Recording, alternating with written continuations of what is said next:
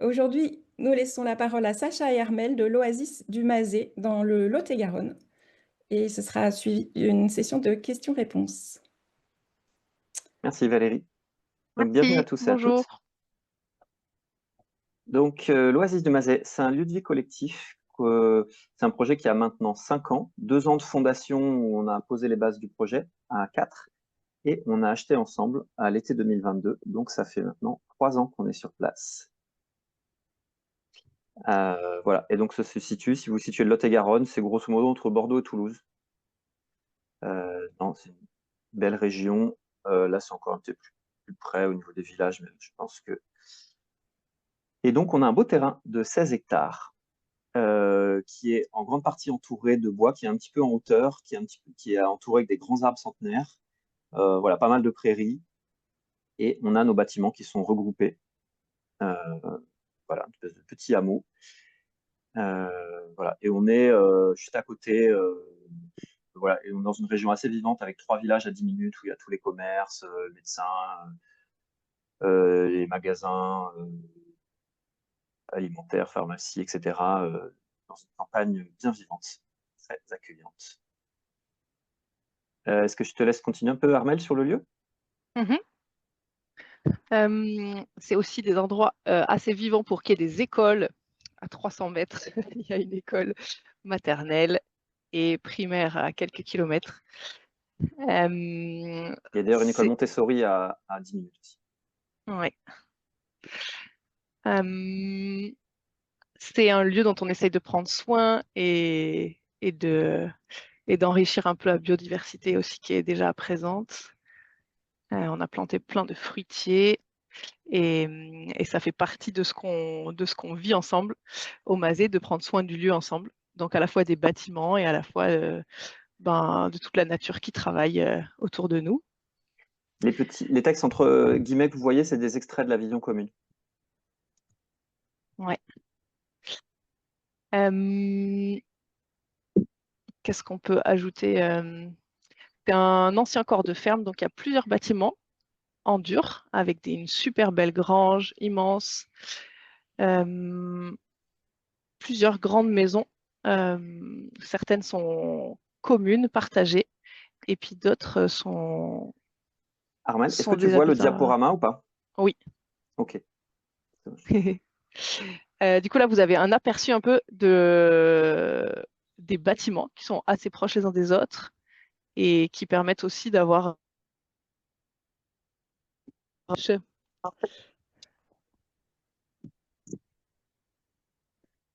Et juste, pour dire, là sur la gauche, c'est la maison commune.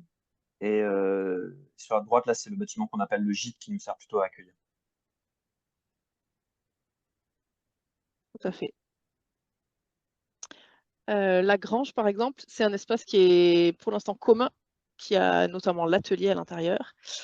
Et on démarre dans une partie de la grange qui est vraiment immense. On démarre l'appartement d'une habitante, par exemple. Donc, on va rénover un peu le coin, un des coins sud-est là, de la grange, qui est en train de se transformer en appartement pour quelqu'un. Et il y aura d'autres appartements pour ceux qui nous rejoignent s'ils ont envie dans la grange. Il y a d'autres possibilités encore. Ce qu'on voit à l'écran là, c'est une partie du salon de la maison commune. Euh, tout le rez-de-chaussée de la maison commune, il est partagé.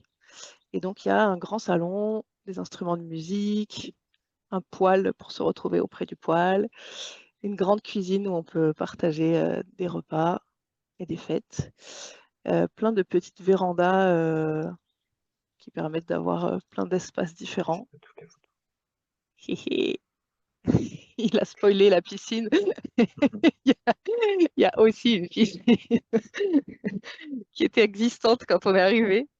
Et donc, euh, et donc on s'est posé la question, mais on s'est dit, bon, quand même, ça aide aussi à plein de moments de convivialité Je pense et c'est que les super enfants chouette. feraient la gueule si si, si on détruisait la piscine. Et une particularité, c'est qu'on a beaucoup, chacun a son espace privé. Ça peut être une chambre, un habitat léger, un appartement, une maison. Et on a beaucoup de choses mutualisées, voilà, comme disait Armel. pas mal de choses, de salles de pratique de cuisine, de chambres d'amis, d'outils,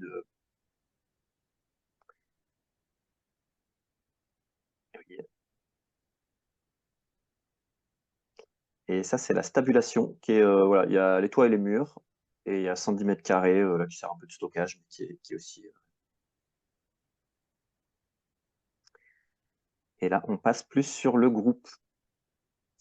Donc du coup, ça, c'est notre groupe actuel. Il y a eu un peu de changement depuis la fondation. Il y a deux fondatrices qui sont allées vivre. Deux fondatrices qui sont allées continuer leur route ailleurs. On est en très bon terme avec elles, mais la vie les appelait ailleurs. Et le groupe actuel, on est 7. Vous nous voyez sur la photo. Donc 5 habitants permanents. Il y en a 2 qui sont des amis qui sont là pendant 1 an, et 4 enfants. Voilà. Et un groupe intergénérationnel, du coup, ça fait vraiment partie du projet, qui va de 1 à 72 ans.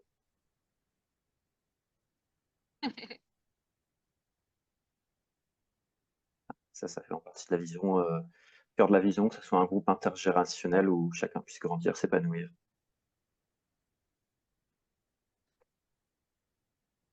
Est-ce que je te repasse la main, Armelle? Allez, merci. C'est peut-être moins confort parce que c'est toi, tu n'as pas la main sur le diapo, mais C'est très bien. désolé. Ça me va le rythme. Donc là, vous avez, par exemple, un petit exemple d'un groupe qui est venu en chantier participatif. C'est quelque chose qui fait partie aussi de notre vie au Mazet, c'est d'avoir des petits événements, des portes ouvertes, des chantiers. Donc, c'est là qu'on privilégie aussi de rencontrer des gens. À la fois, c'est trop chouette d'accueillir, de faire découvrir, de rencontrer plein de personnes qui participent aussi à faire avancer les projets du Mazet. Et à la fois, on a aussi besoin d'avoir des temps où on est juste entre habitants. Et du coup, de faire des événements comme ça permet d'avoir, de savoir conserver nos équilibres entre les temps où on est entre nous habitants et puis les temps où on accueille. Et là, on se donne à 100% et on sait qu'on sera dispo pour accueillir tout le monde. Donc c'est comme ça qu'on gère, nous. On n'accueille pas tout le temps, n'importe quand. On privilégie vraiment des temps comme ça où on accueille des groupes. Et ça fait souvent une bonne émulation, c'est trop chouette. Et je veux bien partager que moi, ça fait partie des choses qui me touchent le plus, qui fait sens, qui est vraiment dans la vision du projet d'accueillir, et qu'il y a plein de gens qui viennent au Mazet et qui du coup peuvent découvrir plein de choses au niveau humain, technique, relationnel, et qui peuvent ressortir vraiment très ressourcés. En tout cas, il y a plein de gens qui viennent nous voir une fois, puis qui reviennent derrière. Et c'est vraiment une grande joie d'accueillir. Il reste à peu près 3 minutes. Je ne sais pas comment. Ouh là là, ok. Oui. On va accélérer un peu. Vas-y, je te laisse prendre, Sacha. Yes. Un autre élément de la vie commune, c'est cultiver la joie de vivre ensemble. Ça prend plein de formes. En tout cas, on aime. C'est important d'avoir ces moments de groupe où on kiffe ensemble, où on vibre ensemble, qui peuvent prendre plein de formes. Ça peut être voilà, le musique, la chant, la danse, sachant que là, il y a 2 musiciens qui sont partis, donc c'est un peu moins de musique qu'avant. Mais où ça peut être des temps de silence, des temps de jeu aussi, des temps de partage, des cercles de parole, des fêtes. Voilà, vraiment de cultiver la joie de vivre ensemble. Voilà, d'avoir des petits moments, on partage des repas aussi, on aime bien avoir des petits moments, on appelle ça de gratitude. Voilà, avoir des petits moments un peu on appelle ça de reliance, voilà, pour se relier en conscience aux autres, à plus grand que nous. Voilà, de manière toujours avec des pratiques très universelles, quoi. Ça illustre un petit peu le soin de la relation, qui est quelque chose d'important pour tous les écolieux, hein. Et nous, une des manières qu'on a d'en prendre soin, c'est plusieurs fois par an. On fait quelque chose qu'on appelle un sac de dons. On va tous se voir en duo pour dire, tiens, comment je suis dans la relation là avec toi, qu'il n'y ait pas de non-dit qui s'accumule. Et en tout cas, je pense que ça fait des choses qu'on a vraiment réussi. C'est que c'est pas un long fleuve tranquille, un écolieu. Il y a plein de hauts, de bas, de tensions, de machins, mais on a toujours su, que ça soit avec les gens actuels ou les gens qui sont partis, résoudre les conflits et vraiment avoir de la joie à vivre ensemble, la retrouver et prendre soin des relations. Et je pense que ça fait partie de nos points forts.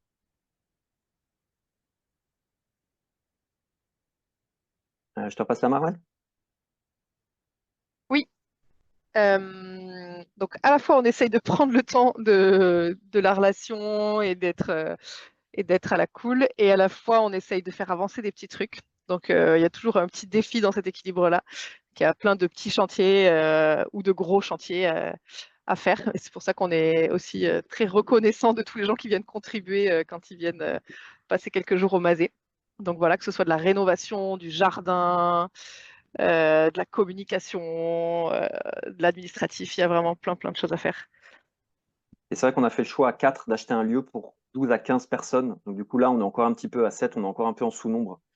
Et voilà, c'est pour ça qu'on a de la place et on a très envie d'accueillir.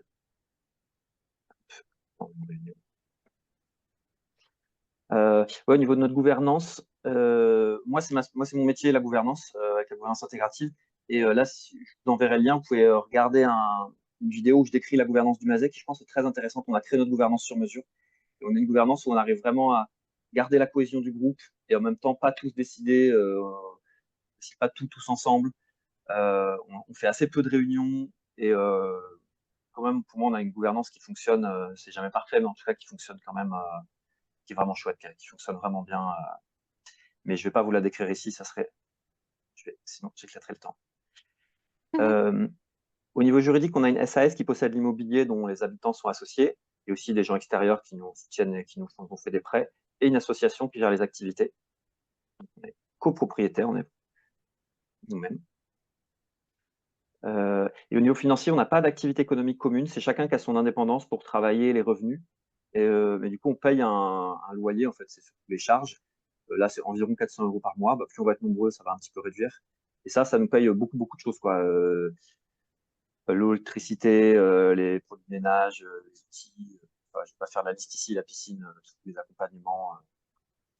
Et grosso modo, sur du long terme, l'idée, c'est que tous les habitants aient mis à peu près 50 000 € plus éventuellement le coût de leur habitat suivant où ils habitent. Ça peut se faire sur du long terme. Des gens qui ont moins d'apports financiers, ils peuvent cotiser. Et ça nous permet après, parce que là, on a fait des emprunts pour acheter. Donc, ça, avec ça, on rembourse les emprunts et on est chez nous. Je te repasse la main, Armel. Alors, on Oui. arrive à la fin du temps. Je ne sais On pas est s'il prêt. reste beaucoup de présentations. Je pense que si on peut avoir 3 minutes, 2 minutes de rab. Eh bien, il restera que 10 minutes pour les questions. Il faudra aller On vite. va faire vite, Armel, alors. C'était juste pour des petits points pour qu'est-ce que c'est habiter au passé, que ça implique. Donc effectivement, pour nous, c'est tester d'abord, se rencontrer et savoir s'il y a de la joie à être ensemble et à vivre ensemble. Est-ce que la personne, ça l'a fait vibrer aussi notre vision commune et la culture qu'on développe là, chez nous? Est-ce qu'elle a un peu envie et de quoi mettre de l'apport financier quand elle arrive ou alors au fil du temps? Et, et est-ce qu'elle a des compétences et de l'énergie à nous partager? Voilà. Et donc, pour nous rejoindre, sachant qu'il n'y a pas besoin de s'engager, hein, de se dire, on peut venir tester, le plus simple, c'est de venir sur un événement ou de venir en tant que bénévole. Ensuite, il y a une période de découverte, de venir quelques semaines sans enjeu, mais vraiment voir la vie quotidienne. Et ensuite, c'est une immersion, du coup, vivre sur place, avoir un statut quasiment similaire à nous, mais juste temporaire. Et ensuite, intégration, et du coup, être à égalité avec nous, rentrer dans les SAS. Et donc là, on a déjà une chambre disponible, il y en aura une deuxième qui va se libérer dans la maison. Il y a des appartements en maison qui sont rénovables. Et l'habitat léger, c'est un peu sous condition parce que, voilà, on ne peut pas faire tout ce qu'on veut, il y a des contraintes. Voilà, ça, c'est des liens qu'on vous renverra dans l'email de clôture, mais on a un site internet, une newsletter, un Facebook pour rester au courant. Et voilà, vous pouvez aussi venir en bénévole, sans se projeter sur du long terme, mais venir partager notre vie en étant et venir aussi en vacances, on loue le gîte. Ça, je vous l'enverrai, c'est la vision commune complète, mais je ne vais pas la lire maintenant. Merci beaucoup pour la présentation. Et voilà. On va passer au temps de questions-réponses. Je reviens sur les profils que vous pourriez intégrer. Est-ce qu'il y a des profils type famille, couple, célibataire, intergénérationnel? Comment est-ce que vous voyez ça rapidement? Là, le côté intergénérationnel, il est important, donc on veille un peu aux équilibres du groupe, que ce soit hommes-femmes, les âges, les profils, etc. Et là, en ce moment, on a plutôt un profil de groupe assez équilibré à tous les niveaux. On est un poil moins d'hommes, mais c'est tout. Enfin, le groupe est assez équilibré, donc là, il n'y a pas un profil particulier qu'on recherche. Voilà, ça se fait. On veille juste à ces équilibres-là. Ok, merci. Donc, sur le nombre de logements disponibles, on a vu qu'il y avait une chambre et bientôt une deuxième, que le reste est à construire. Et pour une capacité totale de 12 à 15 personnes, vous êtes 7, donc ça veut dire encore, si je compte bien, 5 à 8 personnes de plus. C'est ça, à peu près. Ok, ça répond à une partie des questions. L'habitat à rénover, une personne pose la question de quel serait le type de chauffage, est-ce qu'il y aura des toilettes sèches, est-ce que c'est déjà prédéfini? Tu veux répondre, Armel, ou je réponds? Vas-y, j'ai T'as l'air occupé, tu marches et tout. Armel avec les 4 enfants, quand même. Donc, j'imagine. Moi, je suis un peu plus tranquille. Ah, on les entend d'ailleurs. Euh, les habitats, non, c'est pas prédéfini. Il y a une espace de dépendance à rénover. Euh, et il y a un moment, faut que ça soit pas trop cher. Voilà, faut que ça soit financièrement accessible. Parce que après, c'est le Mazet qui doit aussi qui doit le racheter au départ des personnes.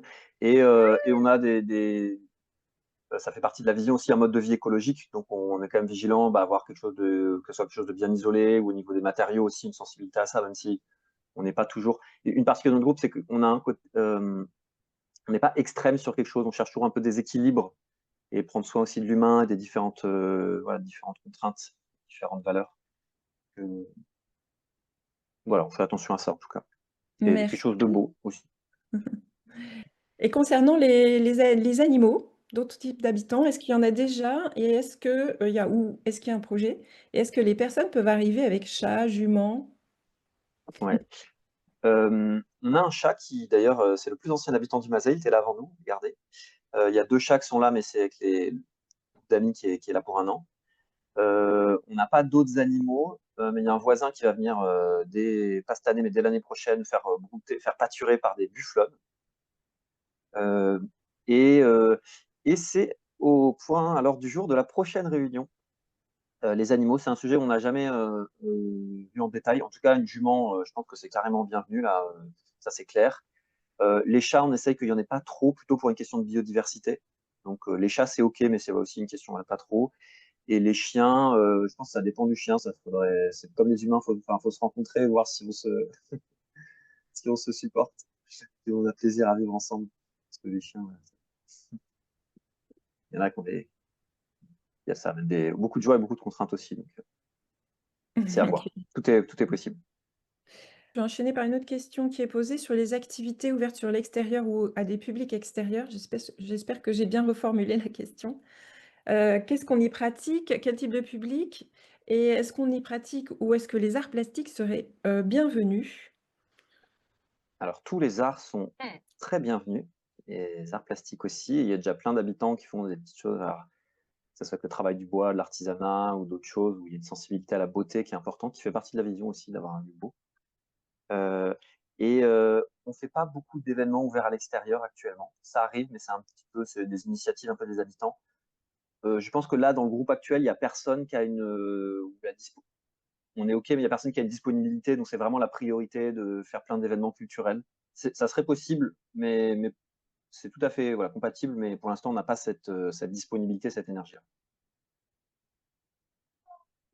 Donc je comprends, il n'y a pas d'accueil du public hors des stages programmés. Ça arrive qu'il y ait des petits événements aussi. Si, on a fait un stage de vannerie, là, on va accueillir un événement de biodanza, on va faire des. Mais souvent, c'est les gens qui nous contactent. Il y a une opportunité qui se présente. On ne cherche pas activement à créer beaucoup d'événements sur le lieu parce que, voilà, question de disponibilité et de priorité. Même si ça Voilà, on serait demande tout à fait OK. spécifiquement pour la poterie. Est-ce qu'il y a moyen de faire de la poterie? Bon, oui, après tout, toutes les bien sûr. activités sont bienvenues. Il y a d'ailleurs une ancienne potière. Et la taille de la salle d'activité? Amal, si tu veux répondre aussi, je vois que tu es peut-être, je sais pas si tu es disponible, si tu veux répondre aussi. Oui. Ouais. Il y a plusieurs salles qui sont possibles, mais on a le grand salon qui est le plus grand. On a une petite salle de pratique, mais qui est plus de la taille d'un grand bureau, une grande chambre. 20 mètres carrés. Et après, on a un grand auvent devant la grange qui, s'il fait beau, peut se prêter aussi à des activités. Voilà, Plus il le y a plusieurs... chapiteau. et Le le salon, chapiteau. le salon, il fait environ 50 mètres carrés. Merci. Alors, une question qui est revenue plusieurs fois. Quelles sont vos activités professionnelles ou rémunératrices à l'extérieur? Quel est votre modèle économique? Puisque si j'ai bien compris, il n'y a pas de revenus issus de l'activité du lieu.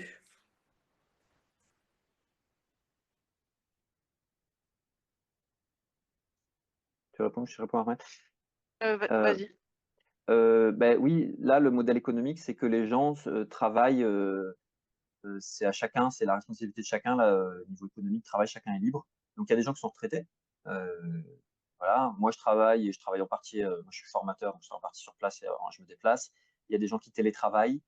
Il y a une personne là qui travaille sur les chantiers qui est rémunérée pour ça. Il y a des gens qui ont un travail salarié à côté, dans le coin. Voilà, il y a un peu toutes les possibilités. Et du coup, on paye un loyer qui sert à financer tout le fonctionnement du lieu. Oui. Merci. Alors, pour les personnes qui sont arrivées en retard, il y a le mail qui va vous donner tous les contacts que vous attendez. On me demande aussi quels sont les types d'hébergement pendant les chantiers participatifs, pendant les 5 ou 6 mois d'immersion, et puis comment fonctionne le bénévolat. Et je voudrais qu'on traite le sujet de l'eau après, et je pense qu'on sera au bout de notre demi-heure. Je peux répondre si vous voulez pour les premières questions.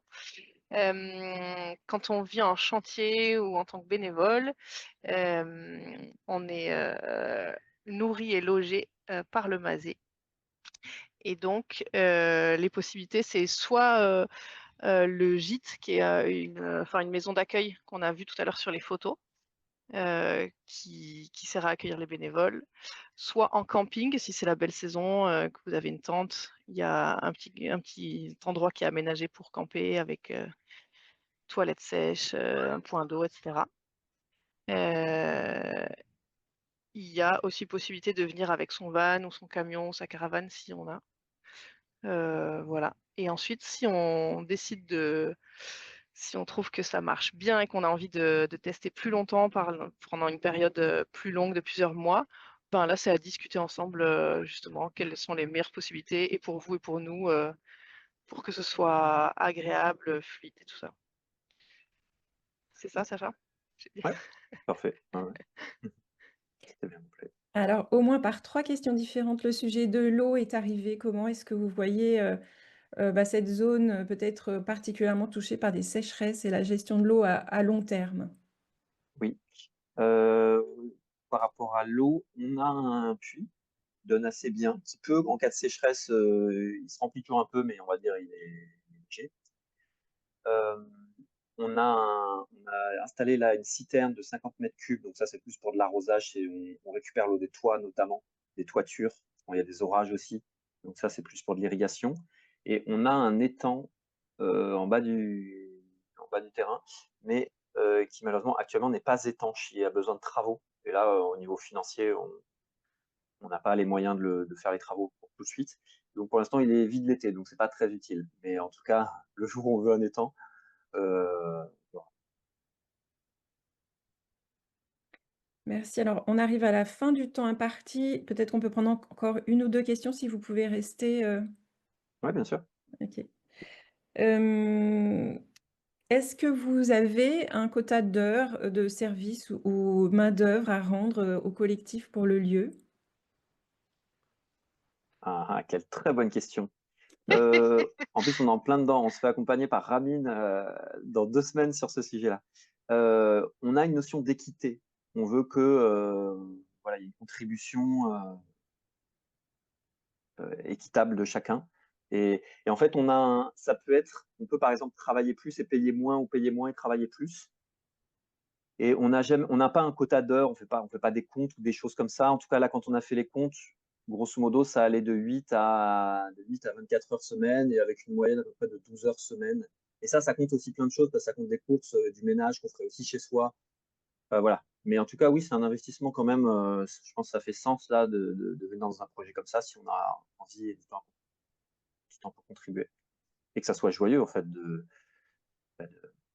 faire tout cas la majorité des contributions. OK, alors j'avance pour les 2 dernières questions et puis on pourra se dire au revoir. Juste avant, je rappelle que vous recevrez un email et que dans l'email, vous aurez le lien vers l'enregistrement et toutes les coordonnées pour joindre l'Oasis du Mazet. Les 2 dernières questions, est-ce que vous avez un jardin nourricier et comment est-ce que le lieu est perçu par les villages voisins? Je peux répondre en partie si vous voulez. On a un jardin qui va être de plus en plus nourricier puisqu'on a planté plein d'arbres, des fruitiers, mais pas que. Mais du coup, il faut un peu quelques années pour qu'ils trouvent leur place et qu'ils donnent des fruits. Et on a un potager qui est pas partagé, qui est pas géré en commun, mais qui est géré en parallèle, on va dire. On est tous sur la même parcelle du potager et, on a nos parcelles un peu les unes à côté des autres, mais on est tous ensemble à le faire. Euh, et c'est pas du tout enfin, il n'y a pas un but d'autonomie ou d'autarcie alimentaire ou je sais pas euh, comment nommer ça, mais c'est plus, oui, bien sûr, on veut s'en nourrir le plus possible, mais on met pas une priorité à avoir une autonomie alimentaire. On est dans un bassin en plus où il y a beaucoup de maraîchage, beaucoup de fruitiers dans ce coin-là du Lot-et-Garonne. Du coup, il y a plein de gens qui font du super boulot et des super bons fruits et légumes. Donc, on en profite aussi. Euh, voilà, c'est ça ma réponse. Et je peux répondre là sur comment on est perçu. Je peux pas répondre de manière exhaustive parce que j'ai pas l'opinion de les catégories de population alentour. En tout cas, ce qui est sûr, c'est qu'on n'a aucun conflit avec personne, ni avec la mairie, ni avec aucun voisin, ni avec etc. Les voisins, ça se passe très bien, tout le monde est très cordial quand on les invite, ils viennent manger. Les rapports sont pas toujours très proches, il y a des gens qu'on voit pas forcément, etc. Et il y a aussi quand même dans le coin, là, dans les villages alentours, et enfin, et pas que les villages, il y a aussi un peu des gens alternatifs, des assos, que ce soit culturels, sportives, des gens qui sont un peu aussi dans notre, que ce soit qui sont sensibles à l'écologie comme nous. Enfin voilà, il y a, voilà, c'est une région qui est quand même, alors ça met son temps quand même de créer des liens, hein, mais c'est une région, moi, que je trouve, le Sud-Ouest est réputé accueillant, et moi qui ai vécu ailleurs, je trouve effectivement qu'on est plutôt bien accueilli.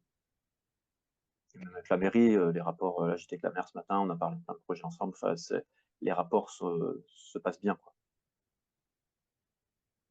Merci. Eh bien, ce sera le mot de la fin.